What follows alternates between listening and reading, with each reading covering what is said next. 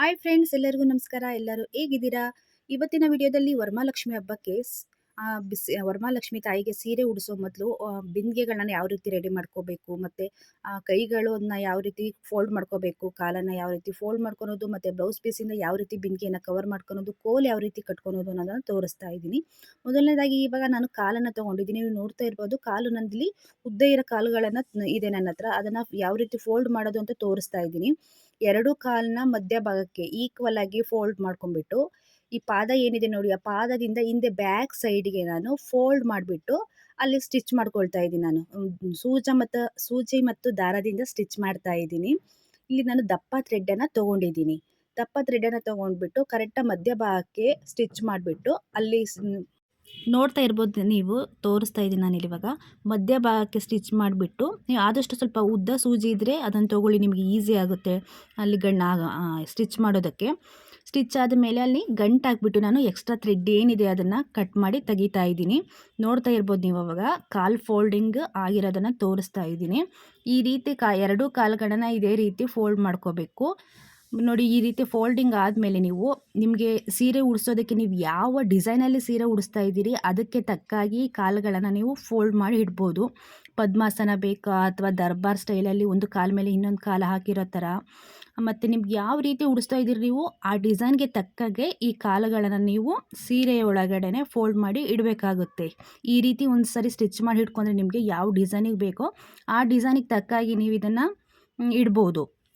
ಇದೇ ರೀತಿ ನಾನು ಕೈಗಳನ್ನು ಸಹ ಫೋಲ್ಡ್ ಮಾಡಿ ಇಟ್ಟಿದ್ದೀನಿ, ತೋರಿಸ್ತಾ ಇದ್ದೀನಿ. ಇದು ಕೈಗಳು ಸಹ ಉದ್ದ ಇದ್ದಂಥ ಕೈಗಳನ್ನೇ ನಾನು ಕಾಲುಗಳನ್ನು ಯಾವ ರೀತಿ ಮಧ್ಯಭಾಗಕ್ಕೆ ಫೋಲ್ಡ್ ಮಾಡಿಬಿಟ್ಟು ಸ್ಟಿಚ್ ಮಾಡಿದ್ದೀನೋ ಅದೇ ರೀತಿ ಕೈಗಳನ್ನು ಸಹ ನಾನು ಫೋಲ್ಡ್ ಮಾಡಿಬಿಟ್ಟು ಸ್ಟಿಚ್ ಮಾಡ್ಕೊಂಡಿದ್ದೀನಿ. ಅದನ್ನು ತೋರಿಸ್ತಾ ಇದ್ದೀನಿ ನೋಡಿ. ಈ ರೀತಿ ಸ್ಟಿಚ್ ಮಾಡಿಬಿಟ್ರೆ ಆಯಿತು. ಇವಾಗ ನೆಕ್ಸ್ಟು ಕೈಗಳಿಗೆ ಬ್ಲೌಸ್ ಪೀಸನ್ನು ಯಾವ ರೀತಿ ಕವರ್ ಮಾಡಬೇಕು ಅಂತ ತೋರಿಸ್ತೀನಿ.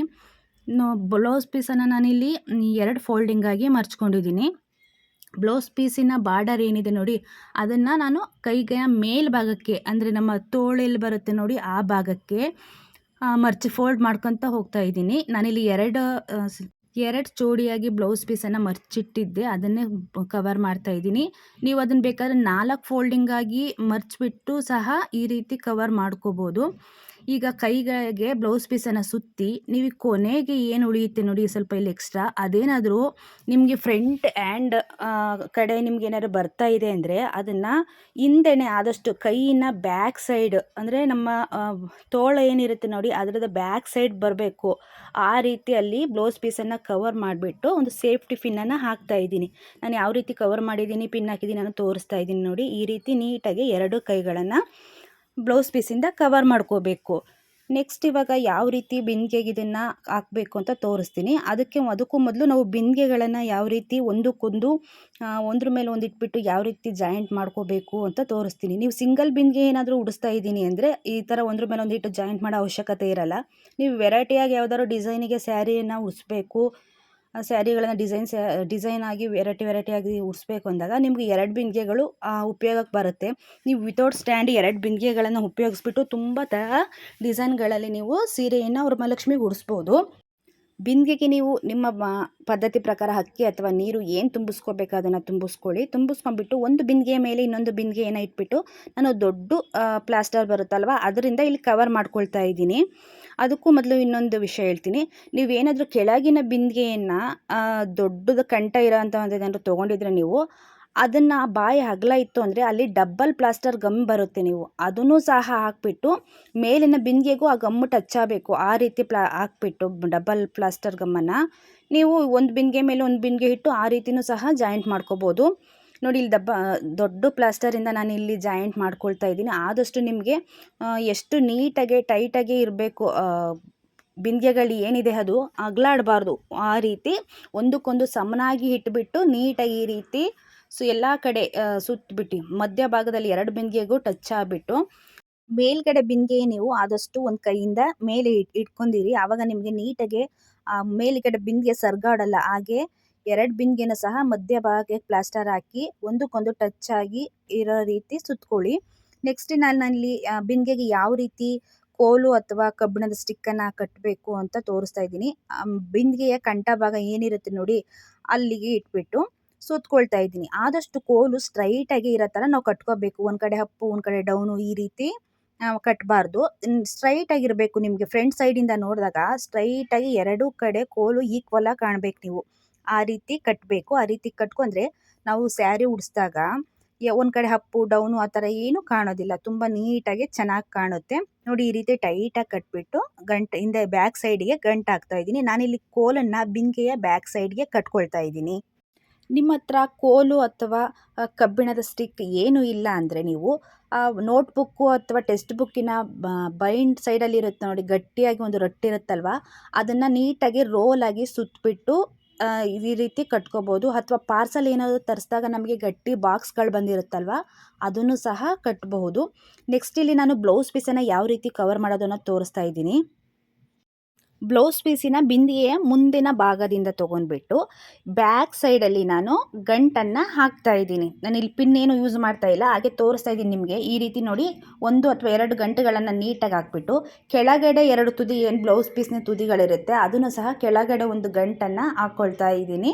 ನಿಮಗೆ ಬೇಕು ಅಂದರೆ ಗಂಟು ಹಾಕ್ಬಿಟ್ಟು ಒಂದು ಸೇಫ್ಟಿ ಪಿನ್ನನ್ನು ಸಹ ನೀವು ಹಾಕಬಹುದು. ಇದು ಒಂದು ರೀತಿ ಬ್ಲೌಸ್ ಪೀಸಿಂದ ಬಿಂದಿಗೆಯನ್ನು ಕವರ್ ಮಾಡೋದು. ಇನ್ನೊಂದು ರೀತಿ ಯಾವ ರೀತಿ ನೀವು ಕವರ್ ಮಾಡ್ಬೋದು ಅಂತ ತೋರಿಸ್ತೀನಿ ನಾನು. ಆಲ್ರೆಡಿ ಹ್ಯಾಂಡನ್ನ ನಾನು ರೆಡಿ ಮಾಡಿ ಬ್ಲೌಸ್ ಪೀಸಿಗೆ ರೆಡಿ ಮಾಡಿ ಇಟ್ಟಿದ್ದೀನಲ್ಲ, ಅದನ್ನು ಯಾವ ರೀತಿ ಹಾಕ್ಬೋದು ಅಂತ ತೋರಿಸ್ತೀನಿ ಇವಾಗ. ಹ್ಯಾಂಡ್ಗಳನ್ನು ನಾನಿಲ್ಲಿ ಕೋಲ್ಗಳ ಮೇಲೆ ಈ ರೀತಿ ಹಾಕಿ ತೋರಿಸ್ತಾ ಇದ್ದೀನಿ ನೋಡಿ. ಬ್ಲೌಸ್ ಪೀಸನ್ನು ಏನು ಕವರ್ ಮಾಡೋದಿಲ್ಲ ನಾವು, ಬರೀ ಹ್ಯಾಂಡ್ ಮಾತ್ರ ನಾವು ಇಲ್ಲಿ ಕೋಲಿಗೆ ಕಟ್ಕೊಳ್ತೀವಿ ಅನ್ನೋರು ಈ ರೀತಿ ಮುಂದೆಗಡೆಯಿಂದ ಹ್ಯಾಂಡ್ಗಳನ್ನ ಹಾಕಿಬಿಟ್ಟು ಮಿಕ್ಕಿರೋ ಬ್ಲೌಸ್ ಪೀಸನ್ನು ಬ್ಯಾಕ್ ಸೈಡಿಗೆ ಹಾಕಿಬಿಟ್ಟು ಇಲ್ಲಿಗೆ ಒಂದು ಪಿನ್ ಹಾಕ್ಬೋದು, ಸೇಫ್ಟಿ ಪಿನ್ನನ್ನು, ಅಥವಾ ಅದನ್ನ ಸೂಜಿ ಮತ್ತು ದಾರದಿಂದ ಸ್ಟಿಚ್ ಸಹ ಮಾಡ್ಕೋಬೋದು. ಅದು ಒಂದು ರೀತಿ ಆಯಿತು. ಇವಾಗ ನಾನು ಇದೇ ಬ್ಲೌಸ್ ಪೀಸಿಂದ ಬಿಂದಿಗೆಯನ್ನು ಕವರ್ ಮಾಡಿಬಿಟ್ಟು ಹ್ಯಾಂಡನ್ನು ಯಾವ ರೀತಿ ಕೋಲ್ ಮೇಲೆ ಹಾಕ್ಕೋಬೇಕು ಅಂತ ತೋರಿಸ್ತಾ ಇದ್ದೀನಿ ನೋಡಿ. ಬಿಂದಿಗೆಯ ಮುಂದೆಗಡೆ ಭಾಗದಿಂದ ಬ್ಲೌಸ್ ಪೀಸನ್ನು ತೊಗೊಂಡ್ಬಿಟ್ಟು ಕಂಠ ಏನಿದೆ ನೋಡಿ ಅದನ್ನೆಲ್ಲ ನೀಟಾಗಿ ಪೂರ್ತಿಯಾಗಿ ಕವರ್ ಮಾಡ್ಕೊಳ್ತಾ ಇದ್ದೀನಿ. ಕವರ್ ಮಾಡಿಬಿಟ್ಟು ಹಿಂದೆಗಡೆ ಬ್ಲೌಸ್ ಪೀಸನ್ನು ತೊಗೊಂಡು ಅಲ್ಲಿಗೆ ಒಂದು ಸೇಫ್ಟಿ ಪಿನ್ನನ್ನು ಹಾಕ್ಕೊಳ್ತಾ ಇದ್ದೀನಿ. ಬ್ಯಾಕ್ ಸೈಡು ಕೋಲ್ ಏನಿದೆ ನೋಡಿ, ಆ ಕೋಲಿನ ಕೆಳಭಾಗಕ್ಕೆ ನಾನು ಆ ಸೇಫ್ಟಿ ಪಿನ್ನನ್ನು ಹಾಕ್ಕೊಳ್ತಾ ಇದ್ದೀನಿ. ನೆಕ್ಸ್ಟು ಹ್ಯಾಂಡನ್ನು ಕೋಲಿನ ಬ್ಯಾಕ್ ಸೈಡಿಂದ ಮುಂದಕ್ಕೆ ಹಾಕ್ತಾ ಇದ್ದೀನಿ.